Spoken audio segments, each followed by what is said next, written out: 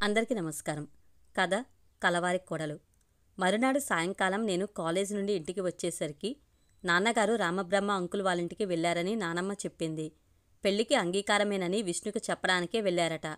ఇంతలోనే విష్ణు దగ్గర నుండి ఫోన్ వచ్చింది. సుజన, ఏదైనా సమస్య ఉంటే చెప్పచ్చుగా, సీరియస్గా అన్నారు. దేని గురించి మాట్లాడుతున్నారో నాకు అర్థం కాలేదు. అదే అడిగాను. మీ నానమ్మగారితో మాట్లాడి ఏ విషయమో చెప్తానని రామబ్రహ్మం గారితో మీ నాన్నగారు అన్నారట. ఇంట్లోనే ఉన్నవాళ్లతో మాట్లాడడానికి ఎంతసేపు పడుతుంది? విషయం తెలిసి నాకు నవ్వొచ్చింది. పెళ్లి గురించి అన్నమాట. మీరు అనుకున్నట్లుగానే పెళ్ళంటే పనిష్మెంట్ అని కొందరు పెద్దవాళ్ళు అనుకుని పిల్లలకి పెళ్లి పేరుతో శిక్ష పడకూడదని జాగ్రత్తగా ఆలోచిస్తారు. ఆ పైన మీరేమో చాలా పైమెట్టు మీద ఉన్నారు. అంత ఎత్తుకి నన్ను పంపించడానికి నాన్నగారికేవో సంకోచాలు ఉన్నాయి. అందుకే కొంచెం సమయం పట్టింది. తమాషాగా అయినా నిజమే చెప్పాను. పెళ్ళంటే పనిష్మెంట్ అని నా ఉద్దేశమా? ఎప్పుడు చెప్పాను? విష్ణు గొంతులో ఆశ్చర్యం. మీకు గుర్తులేదేమో, పద్మకి మీ సీఐ ఫ్రెండు ఫోన్ నంబర్ ఇచ్చి మళ్ళీ ఆ రౌడీ అల్లరి చేస్తే ఫోన్ చేసి చెప్తే చాలు, స్టేషన్కి తీసుకువెళ్లి శుభ్రంగా పెళ్లి చేసి పంపిస్తారని చెప్పారు. మీరే కాదు, చాలామంది అలాగే అంటుంటారు. ఎవరైనా కిందపడి దెబ్బ తగిలించుకుంటే మిగతా పిల్లలు అయిందా పెళ్ళి అంటూ నవ్వుతారు. అల్లరి చేసే పిల్లల్ని కూడా మీ నాన్నకి చెప్తే బాగా పెళ్లి చేస్తాడు అంటూ కొందరు పెద్దవాళ్లు బెదిరిస్తారు. ఎవరో కొంతమంది దురదృష్టవంతులకి పెళ్లితో జీవితం శిక్షగా మారటం జరుగుతూ ఉండటం నిజమే కావచ్చు. అయితే మాత్రం జీవితంలోని అతి ముఖ్యమైన మధురమైన ఘట్టాన్ని పనిష్మెంట్తో పోల్చడం ఏం బావుంటుంది? నాకసలు నచ్చదు. భలే జలక్కిచ్చావే అంటూ విష్ణు పెద్దగా నవ్వారు. వాడుకగా అందరూ అనే మాట నేను అన్నాను కాబోలు. సరే, నీ మాటను ఒప్పుకుని ఇక నుండి ఆ అద్దంతో పెళ్లి మాటను ఉపయోగించను. ఇంతకీ నా ప్రశ్నకి సమాధానం రాలేదు. నాన్నగారు ఈ పాటికి అక్కడికి అని నేనంటుండగానే వచ్చారు అంటూ ఫోన్ ఆఫ్ చేశారు. నేను కూనిరాగాలు తీస్తూ పుస్తకాలు సర్దుకుంటుంటే నానమ్మ వచ్చి, నా మనవడు వచ్చాడ్రా అంది. ఎవరో బంధువులు కాబోలనుకుంటూ, మనవడంటే ఎవరు? ఆ మధ్యన వచ్చిన ప్రకాశమా అని అడిగాను. నన్ను దత్తత తీసుకోవాలనుకున్న మనవడు అంది నానమ్మ ముసిముసి నవ్వుతో. అబ్బో, నీకు అర్థమైపోయిందన్నమాట అంటూ నానమ్మ బుగ్గని సాగదీసి, విష్ణు వచ్చారా అంటూ హాలు గది దగ్గరకు వచ్చాను. సోఫాలో కూర్చున్న విష్ణు చూపుడు వేలుతో గాల్లో ఏదో రాస్తున్నారు. విష్ణుకున్న అలవాటును ఇంతకు ముందు 2-3 సార్లు గమనించాను. ఎవరితోనైనా మాట్లాడుతున్నప్పుడు, ఒక్కోసారి వింటున్నప్పుడు చూపుడు వేలు గాల్లో ఏదో రాస్తున్నట్లుగా కదులుతూ ఉంటుంది. నేను వెళ్ళి ఎదురుగా కూర్చుంటూ, ఏమిటలా వేలుతో ఏం రాస్తున్నారో అన్నాను. విష్ణు చిరునవ్వుతో, మొన్నటి వరకు యథాలాపంగా ఏం మాట్లాడుతుంటే అదో లేక ఏదో ఒకటి, ఇప్పుడు మాత్రం మనసులో మార్మోగుతున్న ఒకే ఒక్క పదం, దాన్ని రాయటం అలవాటైంది అన్నారు.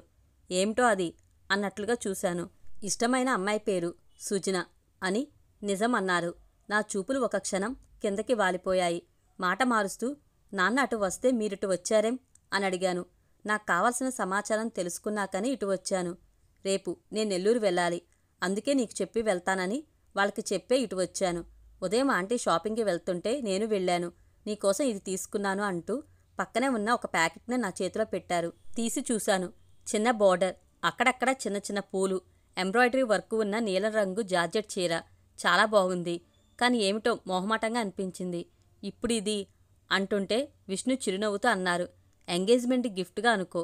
మళ్ళీ వెంటనే ఒకవేళ మీ నాన్నగారు అభ్యంతరం చెప్తే ఒక ఫ్రెండ్గా ఇవ్వాలనుకున్నాను. మొత్తానికి ఈ రోజంతా నన్ను బాగా టెన్షన్ పెట్టారు అన్నారు. టెన్షన్ ఎందుకు? ఎందుకంటే సరిగ్గా చెప్పలేను, కానీ చాలా టెన్షన్ పడ్డాను.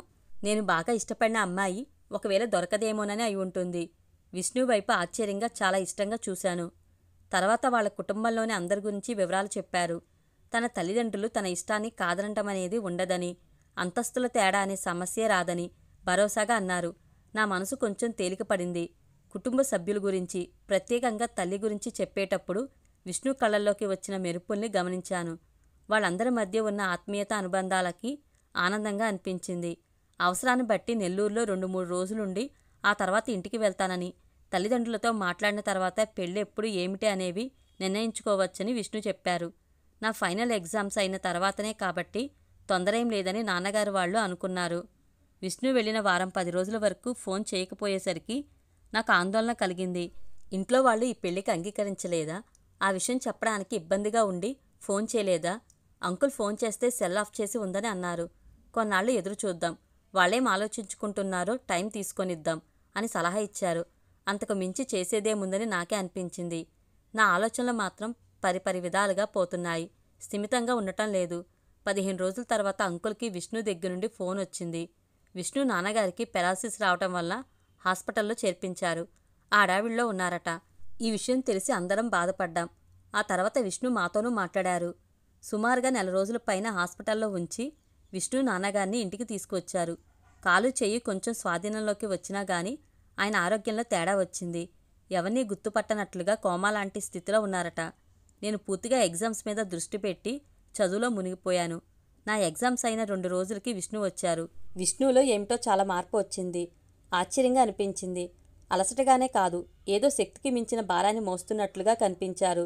విష్ణు మనసులోని దిగులనంతటినీ దోసిలతో తోడి పారేయగలిగే శక్తి నాకు ఉంటే ఎంత బాగుండునో అనుకుంటూ నిట్టూచాను. విష్ణులో అంత మార్పుకి తండ్రి అనారోగ్యమే కాకుండా బిజినెస్లో చిక్కులు కూడా తోడయ్యాయేమో అనిపించి ఆ మాట విష్ణుని అడిగాను.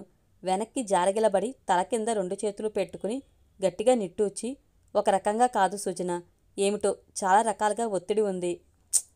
అవన్నీ తర్వాత మాట్లాడుకుందాంలే అన్నారు. తర్వాత మళ్ళీ నీ సంగతులు ఏమిటని అడిగారు. విష్ణు వెళ్ళిన తర్వాత ఫోన్ చేయకపోవడంతో నేను అనుభవించిన ఆందోళనంతా వెళ్ళగక్కాను. నిజమే, తండ్రికి బాగాలేదు. కానీ ఆ ఒక్క మాట అయినా చెప్తే సరిపోయేదిగా. నాన్నగారు ఏ విషయమూ చెప్పకుండా ఒక్కరోజు ఆలస్యం చేసినందుకే టెన్షన్ పడ్డానంటూ సీరియస్ అయ్యారు. మరి నా పరిస్థితి ఎందుకు ఊహించలేకపోయారు? నేనింత సీరియస్గా అడుగుతుంటే విష్ణు చిరునవ్వుతో వినటం నాకు కొంచెం కోపం తెప్పించింది. చురుగ్గా చూస్తూ, మీకు మాత్రం తమాషాగా అనిపిస్తుందా అని అడిగాను. నీ చివాట్లు నాకు అలవాటేగా, ఇష్టం కూడాను. చివాట్లు ఇష్టమా? అవును, అందమైన అమ్మాయి చివాట్లు అల్లం పెసరట్టంత కమ్మగా ఉంటాయి అంటూ నవ్వి, అయితే నీకు బాగా కోపం వచ్చిందన్నమాట అన్నారు. కోపం, అది రవ్వంతే. బాధే మరింత అంటూ నేను నవ్వాను. విష్ణు ఇంట్లో పరిస్థితి చక్కబడే వరకు పెళ్లి ఆలోచన లేదు కాబట్టి నేను ఏదైనా కంప్యూటర్ కోర్స్ చేయాలని అనుకున్నాను. నాన్నగారు విష్ణు సలహా కూడా తీసుకోమన్నారు. విష్ణు కూడా అంతా నీ ఇష్టమేనని, నీ ఆలోచన బాగుందని అనడంతో పద్మ వెళ్లే ఇన్స్టిట్యూట్లోనే నేను చేరాను. సంగీత సాధనకి మరి కొంచెం సమయాన్ని కేటాయించగలుగుతున్నాను. రిజల్ట్స్ వచ్చిన రోజు ఫస్ట్ క్లాస్ వచ్చినందుకు విష్ణు కంగ్రాట్స్ చెప్పారు. ఫ్లవర్ బొకే, కేకు షాప్ నుండి వచ్చే ఏర్పాటు చేశారు. విష్ణు మాటల్లో మునుపటి హుషారు మాత్రం కనిపించడం లేదు. విష్ణు ఉన్న పరిస్థితుల్లో అది సహజమేనని అనిపించింది. నాకు మాత్రం విష్ణు ఆలోచనలతోనే తెల్లవారుతుంది. నిద్ర లేవగానే తన మాటల్ని, నవ్వుని గుర్తుకు తెచ్చుకుంటూ బద్ధకంగా కాసేపు పక్క మీదే ఉండిపోతాను. పగలంతా ఏ పని చేస్తున్నా లోపల ఏం చేస్తున్నారో, ఎలా ఉన్నారో అని విష్ణు ఆలోచనలే. నిద్రపోయే ముందు అంతే. నిద్రలోనూ అవే కలలు, అదే కలవరం. ఇలాగే రోజులు వారాలుగా, నెలలుగా గడిచిపోతున్నాయి. ఒకరోజు విష్ణు హఠాత్తుగా వచ్చి పెళ్లి ఆలోచన చెప్పారు. తండ్రి ఆరోగ్యం ఎప్పటికీ మెరుగుపడుతుందో డాక్టర్లకే తెలియటం లేదని, అందుకే రిజిస్టర్ ఆఫీసులో పెళ్లి జరగడం బాగుంటుందని అనుకున్నట్లుగా చెప్పారు. ఆంటీ, అంకుల్, నాన్నగారు అందరూ కలిసి కూర్చుని మాట్లాడుకుని ఆ పరిస్థితిలో విష్ణు ఆలోచన సరైనదని అనుకున్నారు. నన్ను అడిగితే అభ్యంతరం లేదని చెప్పాను. నానమ్మకే కొంచెం అసంతృప్తిగా ఉంది. చుట్టపక్కాలు లేకుండా రిజిస్టర్ మ్యారేజ్ ఏమిటని. కానీ చేయగలిగింది ఏమీ కనిపించక సరే అంది. ఆ తర్వాత నెల 15 రోజులకే రిజిస్టర్ ఆఫీసులో రామబ్రహ్మ అంకుల్, ఆంటీ, కరుణ, నాన్నగారు, పద్మల సమక్షంలో విష్ణు, నేను దంపతులమయ్యా. మంగళసూత్రం ఉండాల్సిందేనని నానమ్మ పురోహితులు నిర్ణయించిన సుముహూర్తానికి ఇంట్లో దేవుడి ముందు విష్ణుతో నా మెడలో 3 ముళ్ళు వేయించింది. విష్ణు ఏమీ అభ్యంతరం చెప్పలేదు.